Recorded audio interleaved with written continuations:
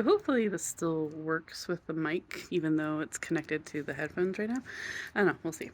So Happy New Year, and now it's New Year's Day. I am on chapter 3 of The Hobbit, or There and Back Again, which could technically count as the buzzword for this month, but I still would like to read Been There, Done That.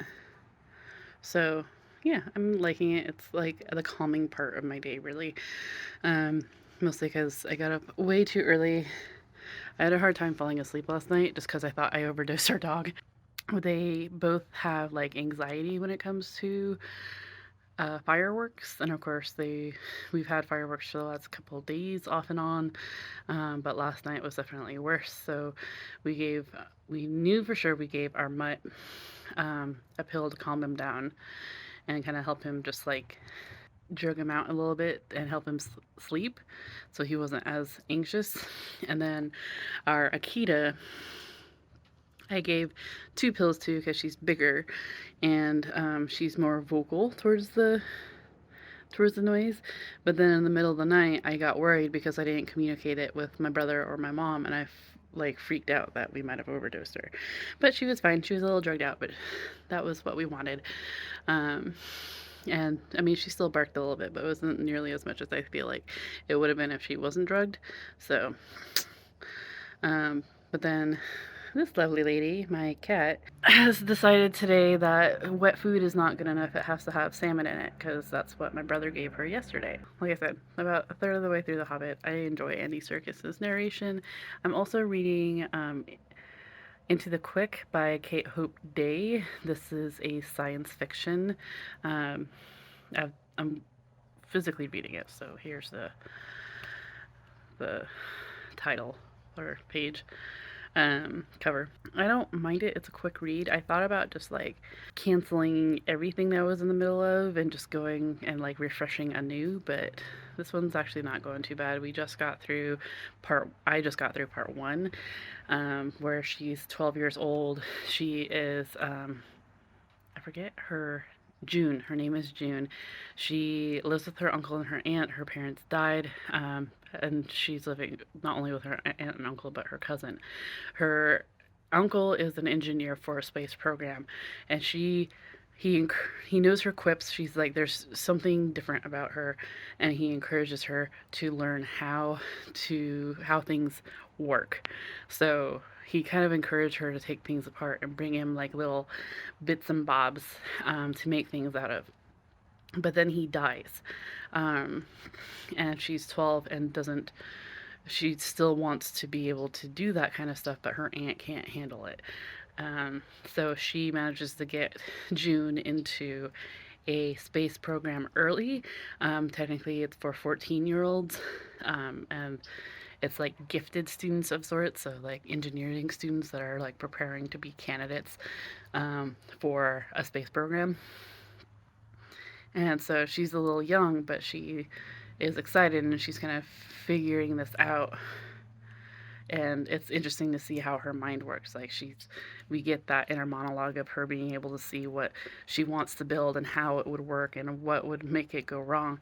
So there's currently a spacecraft in space that they lost contact with that has her uncle's fuel cells that he designed in it, and they think it had something to do with the fuel cells.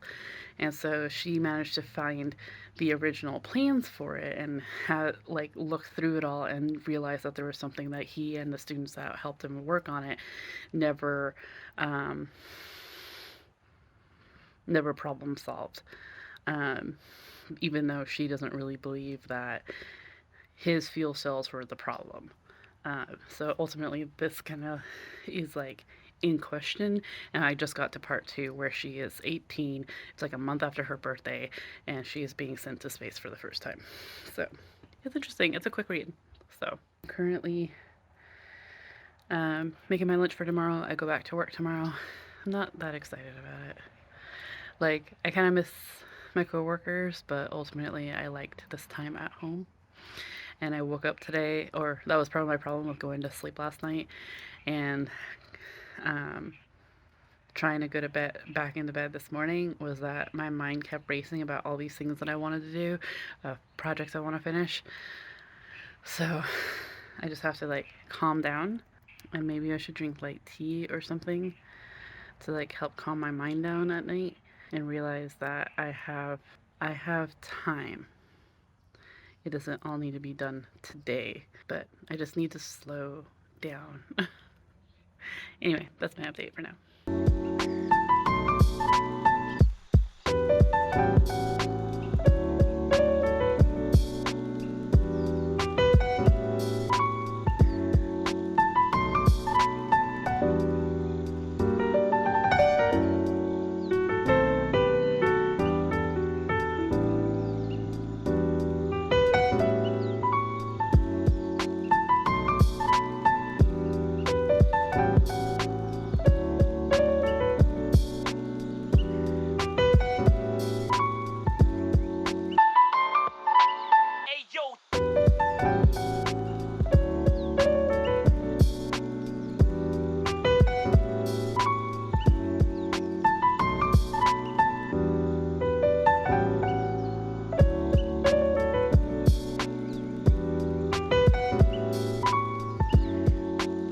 Good morning. It is a very blustery day today.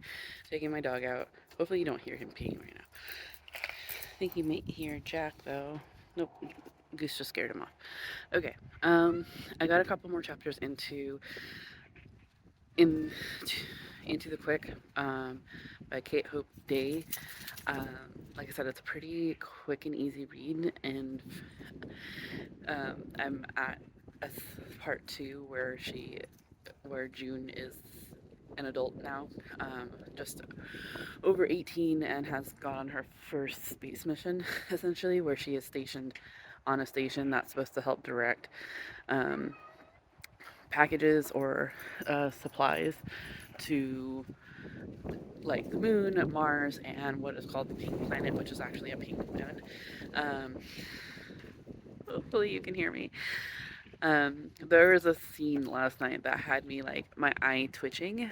So space freaks me out. I'm never gonna go to space if we ever have the option of like, oh, a lunar colony or a Mars colony. Never gonna happen. I'm staying on Earth. I found that I do enjoy space books much.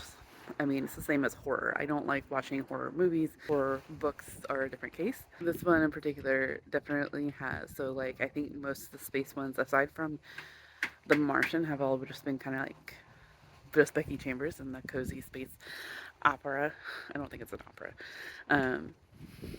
There's been a couple other space ones, but they don't really say much about space as it doesn't feel accurate, if that makes sense. Like space travel, space whatever is kind of, it's just a thing that happens. So like there's not, I don't think very many of the books that I've read have talked about space travel itself or being in space outside of like, oh yeah, you float, or like there's no gravity. So obviously, or like I think in Becky Chambers's work, I think the food portion was really interesting. But that was also fantasy where the technology was definitely more advanced, that there was more of a huge greenhouse, that rather than like a small little thing. I'm sorry if you can hear my cat. Oh, it's the morning, everyone's needy. But this one in particular was very uncomfortable. They had just unloaded, like it talks about how June was becoming motion sick, that seeing the earth in a porthole below her feet while stuff was like going above her head was making her motion sick. It was making her uncomfortable. How space itself, because she was in space and hasn't been in space before, that all the blood was rushing to her head, that she needed to go to a compression chair to like help move her blood down to the rest of her body. And as well as we had a scene where she ended up getting stuff in her eyes, like apparently shards of something, I'm not sure what, but they had to strap her down and pull out these shards with tweezers, and it was just the most uncomfortable chapter that I read. Those 2 chapters, I think they were like 2 or 3 chapters, where it talks about her getting into space and her adapting to it, as well as how she was feeling, and it was a lot. So I just thought that was interesting. I need to start heading to work. I am taking Into the Quick with me, but I also hope to be listening to more of The Habit. So.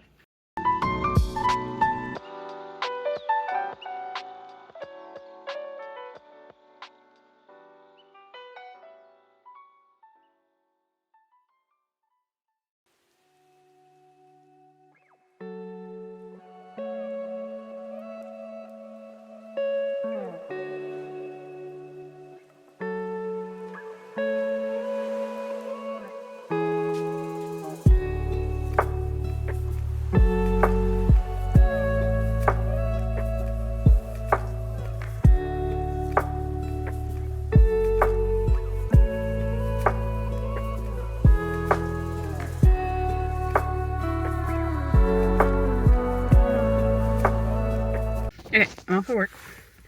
I still haven't, okay, I haven't finished anything, but I'm so close with in the Quick. I keep wanting to call it Into the Quick, by Kate Hope Day. And honestly, I'm rather enjoying this. It's very much like, I think I was explaining it earlier, and I don't think I was explaining it very well because it was early in the morning and I've stopped with caffeine.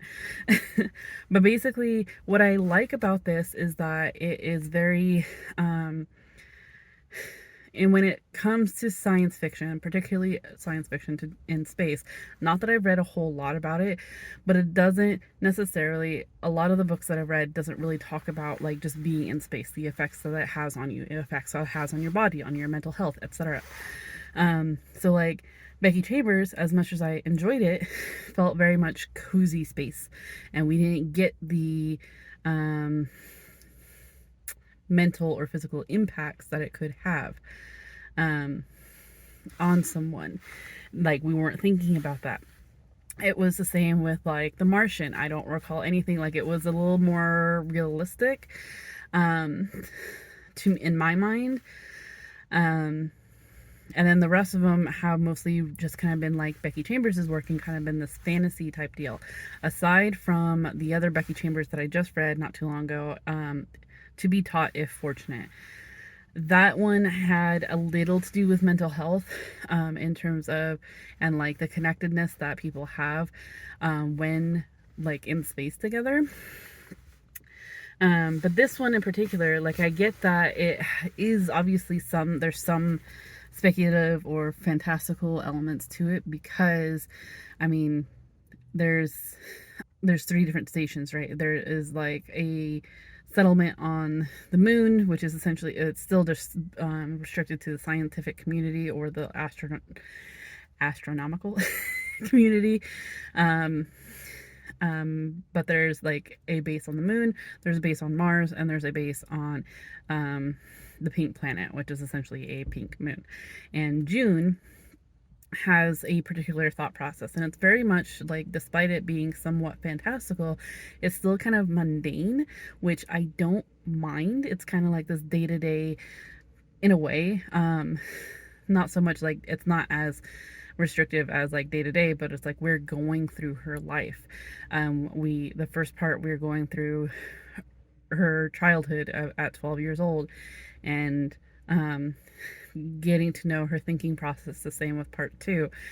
No, that's part 1. And then part 2, we know how that she's adapted as an adult, and going to space and getting those physical and mental effects of going to space. And in fact, like the couple chapters that I read today at work, we're talking about how not only her effects were going into space, but coming back down from it, how her molars hurt because her fillings became loose when she came back to Earth, how she's had a hard time listening to people because it feels like her ears are clogged up, how her feet feel like jelly because the water in her body's sitting weird now. So it's really very interesting. It's very much character driven. which I don't mind. Like, I am honestly kind of surprised with how much I've enjoyed this and how quickly I've gone through it. Like, I know I'm still reading pretty slowly. Like, I think it's been over a week since I started this book, but it's still like, I'm still impressed with how quickly I'm getting through it. Mostly because I kind of picked it up on a lark. Like, I have had it for a while and I've had suspicion that I wouldn't like it, but then randomly grabbed it one day and was like, let me start reading this and see if I like it. Let's see if I like it or not. And I've been really enjoying it, which is a really pleasant surprise. So there's that. Yeah, done with work. Needing first day at work back after the new year. I will say I got a lottery ticket. But I have to go now. I have to go run and get cat and dog food. I was really hoping to go get some fabric, but the store I get my cat and dog food from like closes in like an hour and a half, not even less than an hour. So I need to go grab that.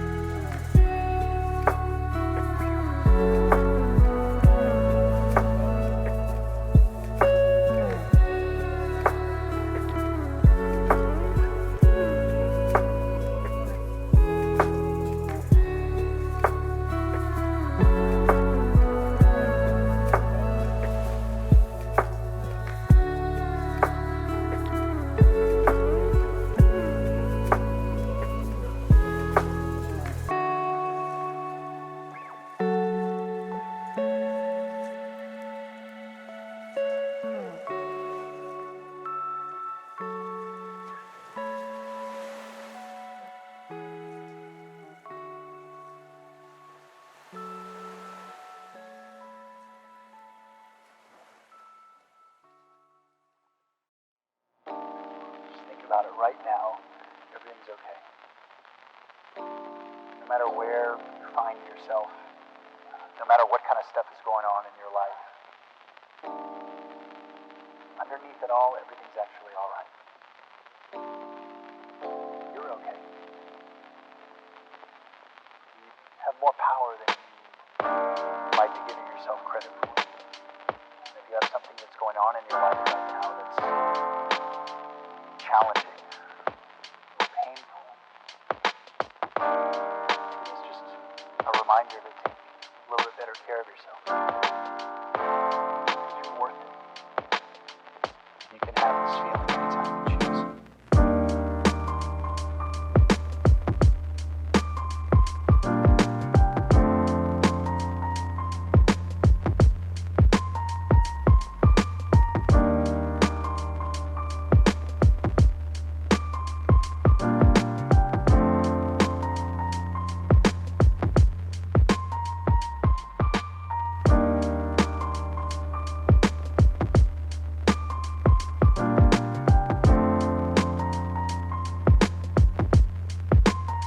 Okay, so Brad's outside.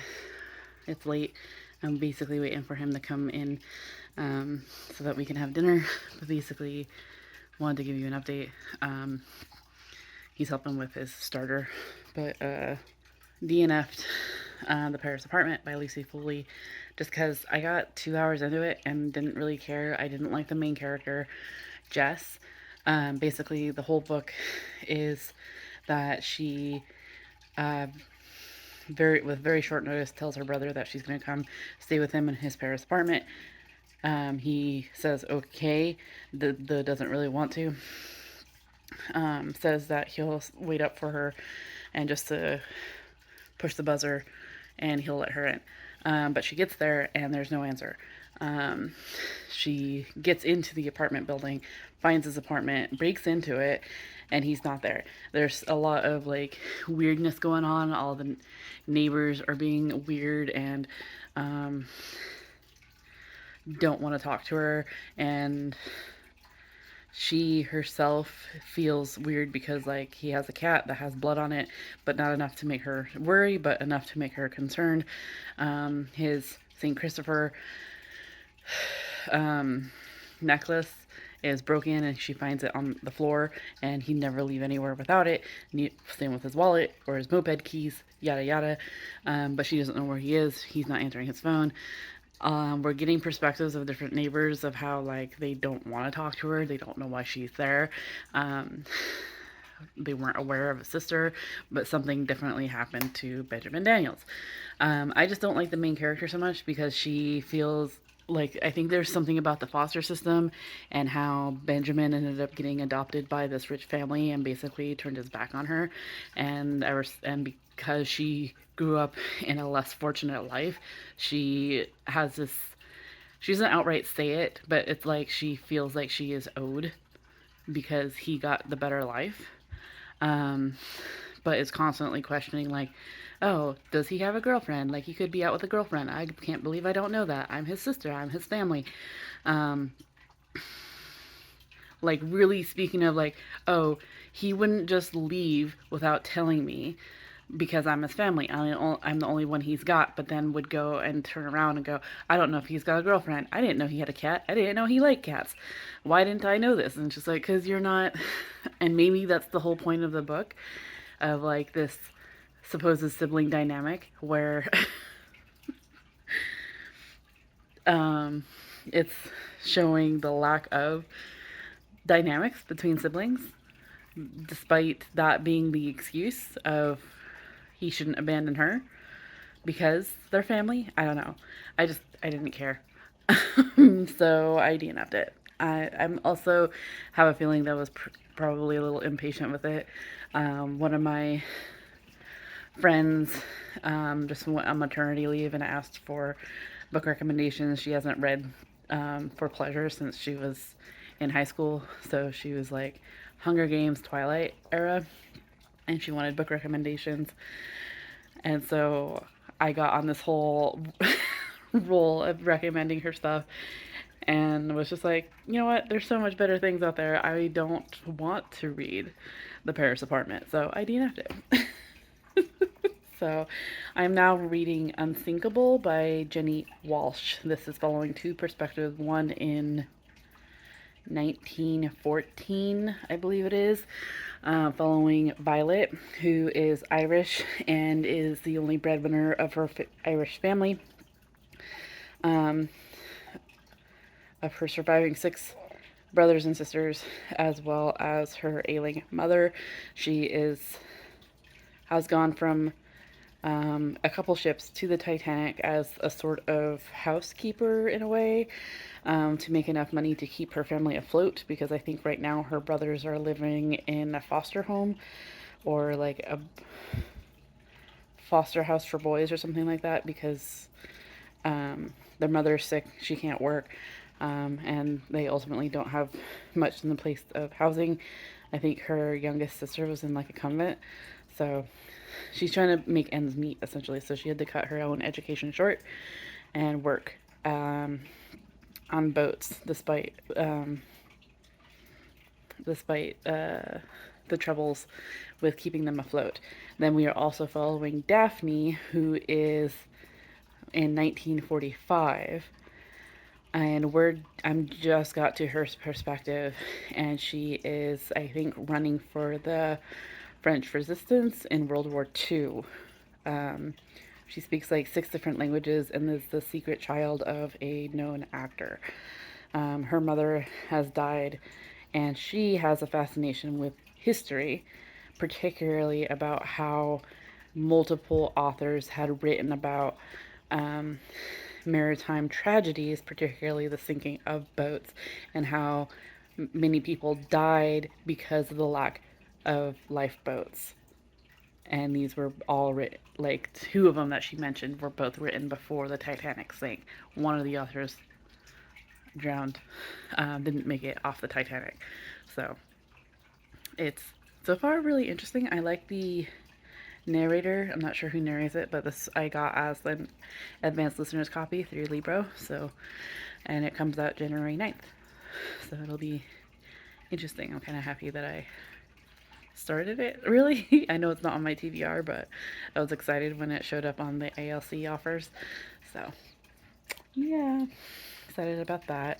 Haven't gotten very far into Find Me, but I am getting into the groove of it. I think that's one of the problems with reading physically is that I don't tend to have as much time with them, and therefore tend to get like a couple chapters in, days will go by, and then I feel like I'm not connecting with it, and it's really just because I'm not spending as much time with it as I should have, and end up moving on to a different book.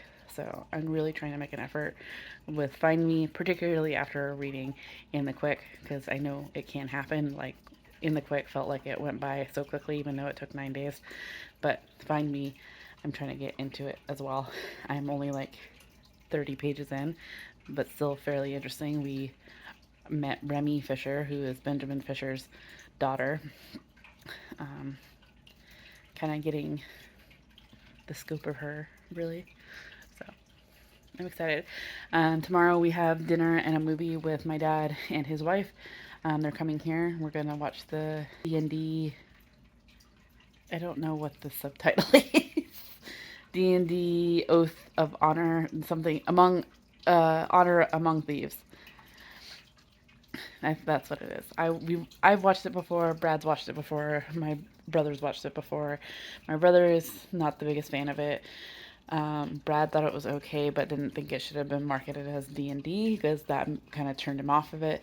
However, I really enjoyed it. Okay, I like the snarkiness that came through. I like the fact that a lot of the things used were actually things from D&D. Um, I just enjoyed it. I thought it was cute. I had to refilm my December wrap up, so that's pushing everything more behind than I would like. I still want to do my January anticipated reads, which I'm starting back up again, as well as the January book tag. So we'll see. It's still just the first week of January, so.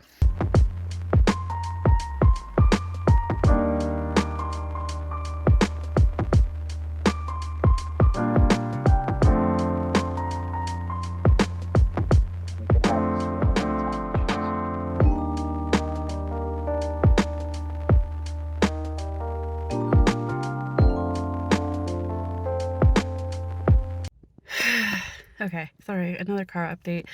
I think I'm gonna end this vlog here-ish after I give you some updates. I finished Unsinkable last night, so was able to have this post on Instagram celebrating its pub day. I'm giving it a 4 because the ending was a little too wrapped up too nicely, if that makes any sense. There was too many things that just wrapped up really neatly and was very cinematic and over the top, in my opinion, that it made me suspend my disbelief a little bit and kind of took me out of it. I'm like, wait, really? So other than that, I thought it was a decent book. I thought it was interesting of the fact that we're following a survivor of the Titanic sinking, as well as she also survived other ships that also had sunk, as well as other maritime disasters, which begs the question, like, why does she keep going out on the sea? I really enjoyed Violet's perspective. I think more invested in her perspective than I was any of the others. I say that knowing it's just one other. It's Daphne. I didn't mind her perspective. It was just like I've heard the like women spies in World War II. Not to say that it's dull or anything, it just wasn't out of the realm of norm for me. It didn't really pique my interest as much as Violet's did. It was nothing new. Like I said, there wasn't. I feel like Violet was just a more fleshed out character. I feel like Daphne had the beginnings of a complex character. I think it could have been pushed further. In fact, I think the book could have been longer a bit just to kind of make the ending a little less tidy, if that makes sense, or staggered some events. So That's just my opinion. I did enjoy the author's note. I thought it was really cool learning about where the inspiration came from and like events that actually happened, and the fact that Violet is a real person that Jenny Walsh took and kind of dramatized her story a bit. So I thought that was pretty cool. Yeah, so there's that. I'm about 100 pages into Find Me. There's been a couple reveals that I wasn't quite expecting, which is fine. I'm still pretty interested in where the story is going, though it is a lot more perspectives than I was expecting. At first I was just thinking it was going to be like the detective Daniels, as well as Remy Fisher, the daughter of the serial killer. We did have a perspective of Benjamin Fisher, who is the serial killer, but I don't suspect that we'll probably have more in their past, and it keeps going back to like 35 years later, which is fine.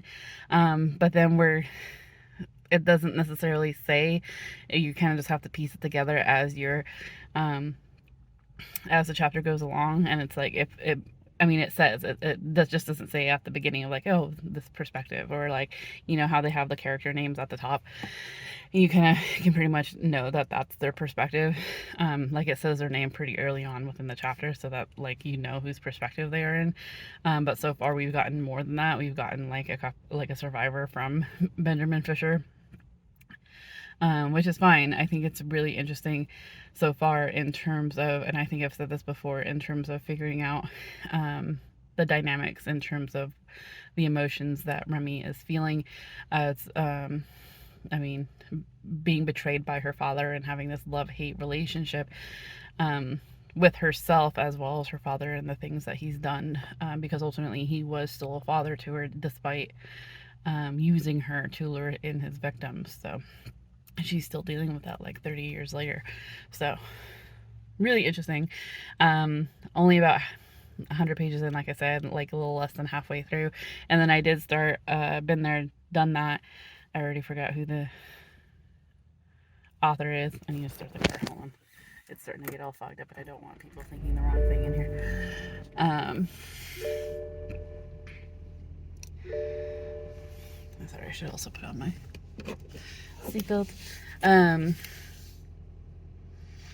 But yeah, listen to Been There, Done That, like basically all day. Like, I got 36% of the way through it before my headphone died today, because I only just used one.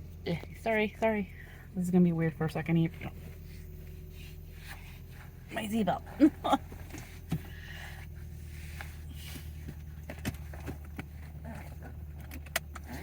Okay. But yeah, I only tend to have one earbud in, so that I can hear what's going on around me while I'm at work. I also need that and this. Sorry if there's a fan going now.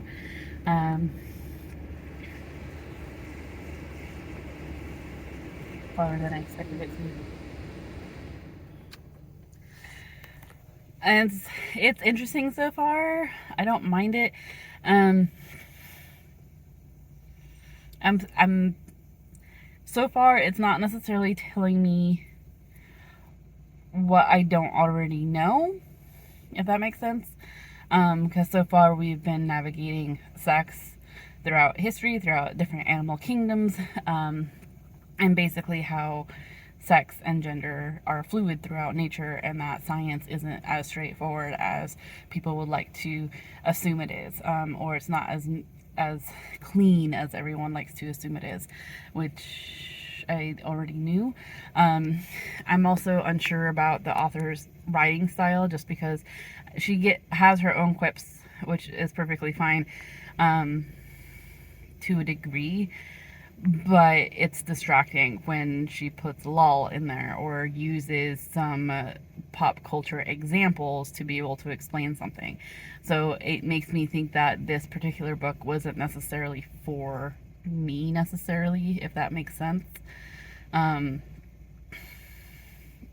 Maybe a good introduction into some of the conversations she's trying to have.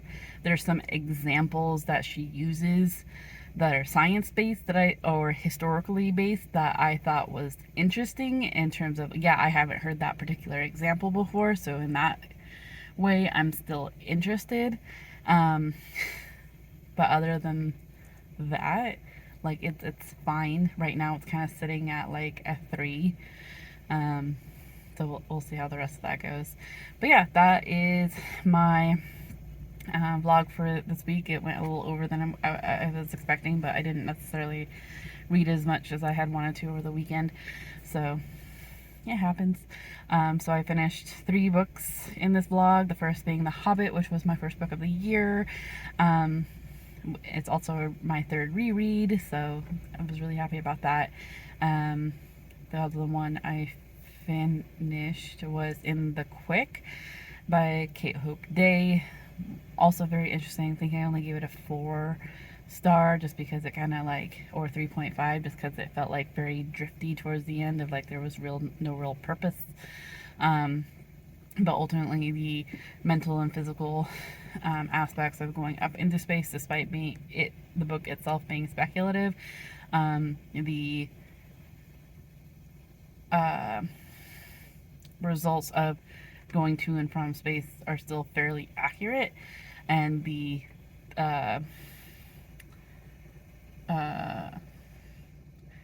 not missions, but like the things that need to be done up there are pretty accurate. So I thought that was pretty cool. And then finally I finished Unsinkable by Jenny Walsh, and also gave that a 4-star.